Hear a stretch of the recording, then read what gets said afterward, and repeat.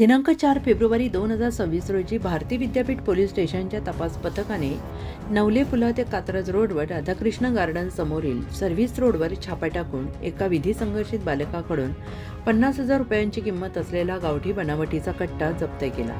हा छापा वरिष्ठ पोलीस निरीक्षक राहुल खिलारी यांच्या मार्गदर्शनाखाली पोलीस उपनिरीक्षक निलेश मोकाशी, अंमलदार मितेश जोरमले, सागर बोरगे, अभिनय चौधरी यांच्या पथकाने गोपनीय माहितीच्या आधारावर घातला।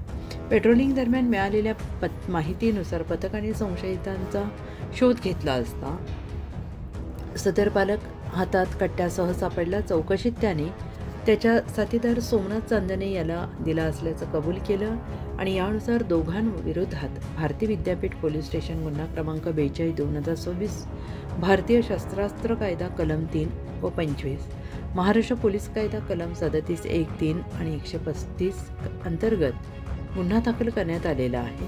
पुढील तपास PSI निलेश मोकाशी करत आहे। सदरील कामगिरीमुळे पुणे शहर पोलीस आयुक्त अमितेश कुमार, सहाय्यक पोलीस सहआयुक्त रंजन कुमार शर्मा, अप्पर पोलीस आयुक्त राजेश बनसोडे, पोलीस उपायुक्त मिलिंद मोहिते, सहाय्यक आयुक्त राहुल आभारे यांच्या मार्गदर्शनाखाली PI राहुल खिलारे, PSI निलेश मोकाशी, अंमलदार मितेश जोरमले, अभिनय चौधरी, सागर बोरगे, सचिन सरपाले, महेश बारवकर, मंगेश पवार, निलेश खैरमोडे, मंगेश गायकवाड, किरण साबळे, तुकाराम सुतार, संदीप आगळे यांच्या पथकाने केली आहे।